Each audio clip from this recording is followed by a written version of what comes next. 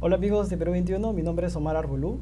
Ayer miércoles en la noche los usuarios de Twitter entraron en una suerte de histeria colectiva, medio en broma, medio en serio, empezaron a despedirse de la aplicación. Están pasando cosas muy extrañas las últimas semanas desde que Elon Musk es dueño de la compañía y no sabemos exactamente cuál va a ser el futuro de la aplicación. Para conversar de esto vamos a conectarnos en breve con Sandro Marcone, él es director de Cultura Digital, pero primero vamos a ver un pequeño informe de la agencia AFP sobre lo que está pasando en Twitter. Se multiplican las renuncias de los empleados de Twitter, tras un ultimátum de Elon Musk, quien pidió a los empleados que eligieran entre entregarse incondicionalmente o marcharse. Cientos de trabajadores de la red social optaron por irse el jueves, según varios medios estadounidenses. El miércoles, Musk pidió individualmente a los empleados de la empresa que se comprometieran a trabajar muchas horas a alta intensidad para construir un Twitter 2.0 revolucionario y tener éxito en un mundo cada vez más competitivo. Los empleados tenían hasta el jueves por la tarde para hacer clic en la casilla sí y afirmar su compromiso con el nuevo Twitter. Si no lo hacían, perdían sus trabajos y recibían 3 meses de indemnización por despido, un método inusual incluso en Estados Unidos, donde las leyes laborales protegen menos a los empleados que en muchos otros países desarrollados. Twitter no respondió a las solicitudes de AFP para comentar la nueva medida. La mitad de los 7.500 empleados de la empresa con sede en el estado de California ya fueron despedidos hace 2 semanas por Musk y unos 700 empleados ya habían renunciado meses atrás, incluso antes de estar seguros de que la venta se concretaría. Bien, ahora sí estamos conectados con Sandro Marcone para conversar sobre todas estas cosas que están pasando. Sandro, ¿cómo estás? ¿Qué tal, Omar? Buenas tardes, ¿cómo estás? ¿Qué tal, Sandro? Están pasando cosas muy extrañas en Twitter los últimos días desde que Elon Musk es dueño de la compañía. Y bueno, ayer en la noche salió esta filtración del correo de esta nueva versión de Twitter 2.0 y la exigencia que Elon Musk va a tener con los que se queden en la compañía. ¿Nos puedes contar qué está pasando y cómo poder entender el futuro de Twitter? Sí, yo creo que hay que pensar en dos niveles, ¿no? Un nivel en términos de efectivamente justo lo que tú preguntas, es exactamente lo que está pasando, pero luego también podríamos pensar en, y si Twitter cerrara, ¿no? Supongamos que un buen día, ¿no? Mañana, pasado, Twitter dice, ya no atiendo más, ¿no? Independientemente de si es eso lo que va a suceder o no, ¿no es cierto? También creo que sería bueno que pensemos en esa opción. Lo primero es, nadie paga 44.000 millones de dólares, ¿no es cierto?, para luego apagar, cerrar, ¿no es cierto?, cerrar las puertas, desaparecer la red social. Yo no creo que eso vaya a suceder. Creo que lo que está sucediendo en las últimas semanas es más o menos consistente con lo que Elon Musk planteó desde el inicio, ¿no? Es una cultura distinta, ¿no? Yo creo que la cultura digital, la cultura del emprendimiento digital norteamericano, no necesariamente es la misma que los emprendimientos de Elon Musk en otras áreas, ¿no? Por ejemplo, Tesla, ¿no? O SpaceX. Entonces yo creo que lo que estamos viendo es eso, es el cruce, el encuentro de dos culturas empresariales distintas, ¿no? Y la estrategia, en realidad, si uno lo mira desde el punto de vista del nuevo dueño, ¿no? La estrategia de cortar, digamos, es difícil entrar a una empresa con 7.500 empleados y definir rápidamente cuáles son absolutamente necesarios, indispensables, y cuáles no. Yo creo que de alguna manera la actitud ha sido medio darwiniana, ¿no es cierto? Entonces ha generado este espacio y ha dicho, bueno, vamos a cortar lo que necesitamos cortar financieramente hablando y vamos a ver qué pasa. ¿Perderemos algunos millones de usuarios? Sí, tal vez. Pero reducir costos al 30% y perder 3% de usuarios es algo que estoy dispuesto a hacer, ¿no? Entonces probablemente la respuesta ha sido sí, ¿no? Sí estaría dispuesto a hacerlo. Yo no creo que haya una amenaza inminente que vaya a desaparecer Twitter, sí creo que va a cambiar. Y creería que el cambio va a ser positivo en realidad, ¿no? Aunque claro, para muchos usuarios de Twitter las cosas no se ven bien. Claro, pero a ver, si podemos entender también cómo funciona Twitter para que a veces lo tenemos en el celular y estamos ahí todo el día, pero realmente el negocio de Twitter en este momento es la publicidad. Desde un tiempo a esta parte, uno de sus ingresos, digamos, más consistentes es la venta de publicidad en la plataforma. Elon ha entrado para un poco cambiar eso, ¿no? Para buscar la forma de hacer esta plataforma más rentable y no depender tanto de la publicidad. En ese camino, obvio, los usuarios vamos a tener que ver muchos cambios. Pero podemos, los usuarios, ¿tú crees que se adapten a un uso de Twitter si es que de alguna forma empezamos a tener ciertas cosas de pago, como ya está existiendo la verificación, por ahí alguna otra función? ¿Tú crees que los usuarios adopten la plataforma a través de pagos o simplemente brincarían a otros lados? Yo creo que van a haber usuarios que van a brincar, ¿no? Seguramente. Pero creo que al final el nuevo Twitter se va a quedar con los usuarios que quiere, ¿no? Que son los que están dispuestos a pagar. Pues claro, ahí la apuesta es esa, ¿no es cierto? Es cuántos usuarios estarían dispuestos a pagar, ¿no? También hay que analizar que una de las cosas por las que se ha anunciado que se va a cobrar, que es el Verified By, ¿no es cierto? El símbolo de verificación, ¿no? Es algo que en realidad no debe tener más del 10 o el 15% de los usuarios de Twitter, en verdad, ¿no? Entonces, no es que Twitter va a ser pagado para todos los usuarios, sino que va a ser en la misma lógica de siempre del modelo freemium, ¿no es cierto? Que algunas cosas van a ser gratuitas y luego servicios premium, ¿no? Por eso es freemium, ¿no? Sí van a costar, ¿no?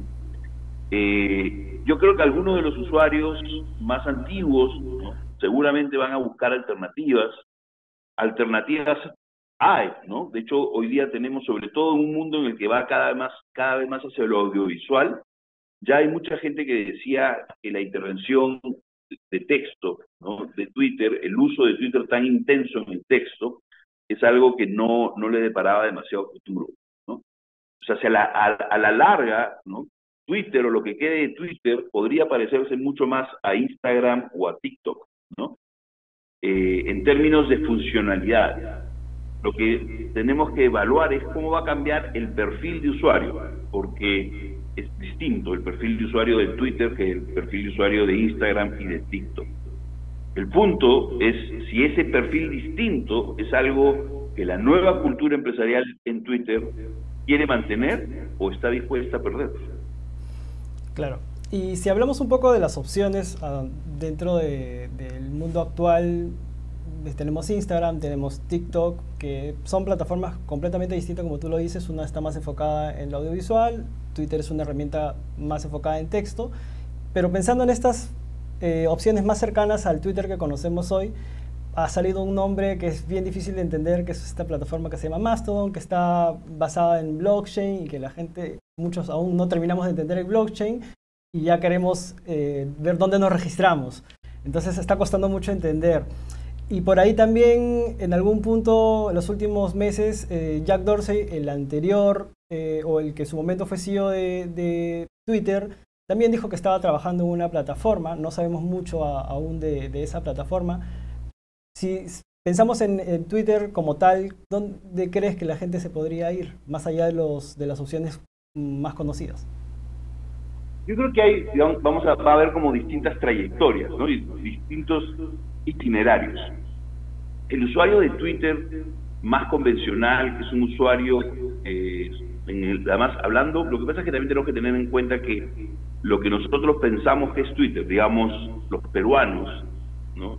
Que usamos Twitter, tenemos una idea de Twitter, ¿no? Que no necesariamente es lo mismo que los europeos que usan Twitter, o los norteamericanos que usan Twitter, o los asiáticos que usan Twitter, ¿no?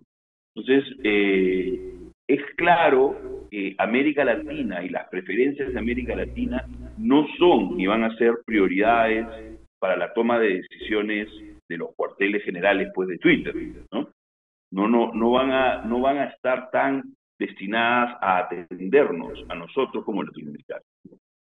Entonces yo creo que en América Latina las opciones de Instagram y de TikTok se van a reforzar, probablemente más la de Instagram.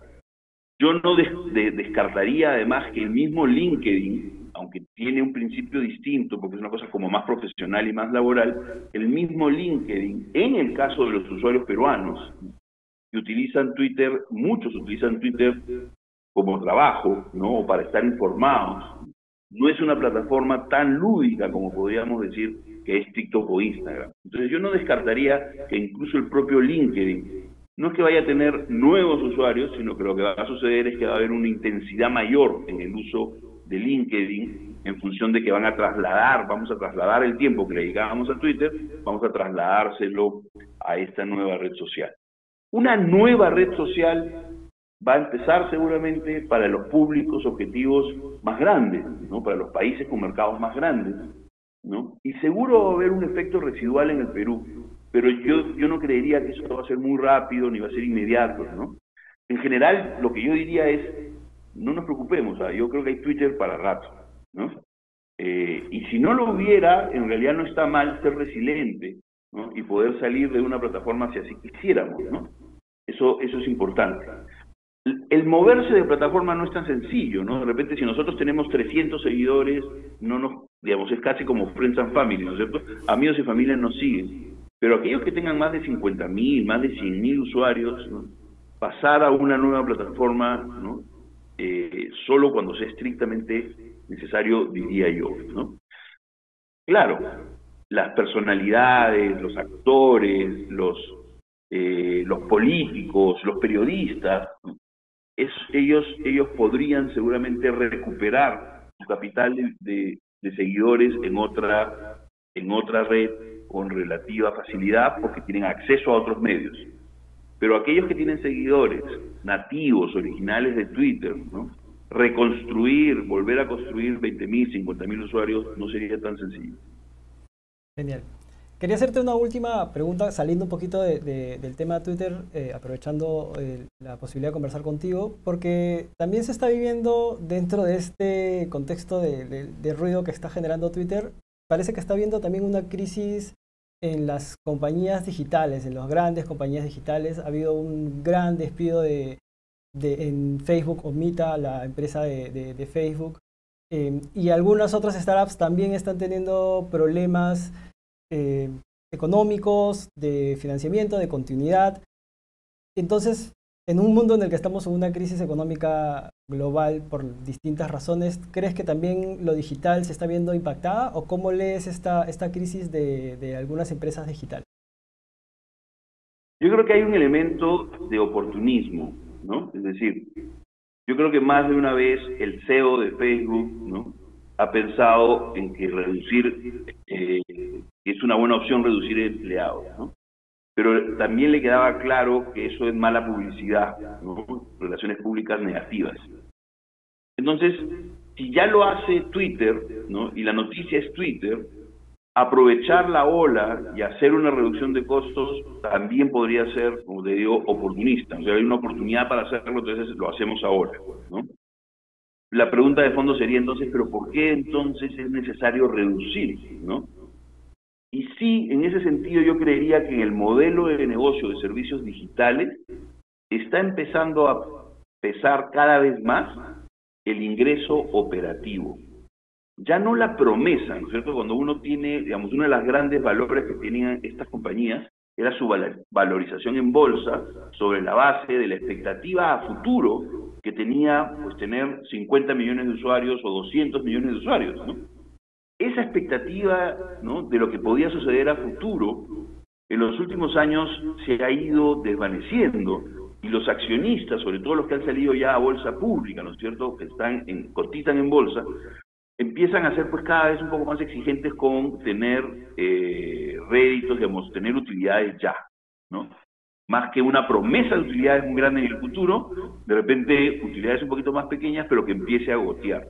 Entonces yo sí creo que podríamos estar viendo, ¿no?, el inicio de un ajuste de cuentas, ajuste de cinturón a los modelos de negocio de muchas de estas plataformas, ¿no? Sobre todo porque además ahora las plataformas como más de moda son plataformas pagas, ¿no? Netflix, el propio, no sé, pues Spotify, ¿no?, y Disney incluso, etcétera. Entonces, yo creo que ese es el modelo freemium, el modelo de las apps, el modelo que el canal móvil impuso es probablemente el modelo que vamos a empezar a ver en general en el mundo digital. Genial. Te agradecemos tu tiempo, Sandro. Ha sido un gusto conversar contigo y de repente en algún otro momento seguiremos conversando de lo que pase en el mundo digital. Encantado, por supuesto, y agradecerte por el interés en el tema. Bien amigos, esto ha sido todo en esta oportunidad. Sigan conectados, volvemos con más información más adelante.